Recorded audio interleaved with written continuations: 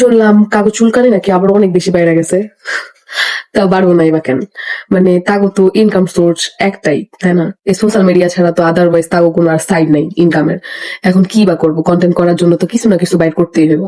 এখন টপিক তো আর নাই, টপিক তো আর পায় না।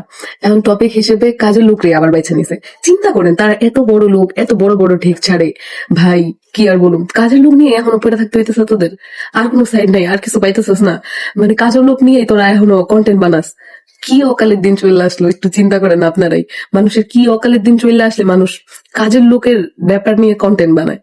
আর সাথে আরেকটা চামচা আছে, ওইটার কথা আর কি খুব। মৌ রীতিমতো আবারও লাইভে এসে তিশাকে ধুয়ে দিল। তিশার নাকি চুলকানি বেড়ে গেছে, এজন্য আবারও তাদের নিয়ে কথা বলে। তাদের নিয়ে কথা না বললে নাকি তিশার ইনকাম হয় না। এবার রীতিমতো লাইভে এসে তিশার উদ্দেশ্যে এই কথাগুলো বলল মৌ।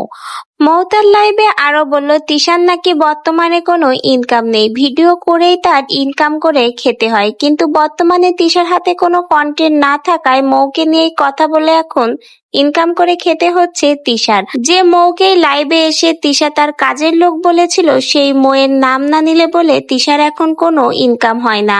ইনকাম করে ভিউ কামানোর জন্য তো কোনো টপিকস লাগবে, তা না হলে তাদের কোনো বাড়তি ইনকাম নেই। এজন্য এখন মৌয়ের নাম নিয়ে ইনকাম করে খেতে হচ্ছে তিশার। এই কথাগুলোই এবার লাইভে এসে তিশার উদ্দেশ্যে বলল মৌ।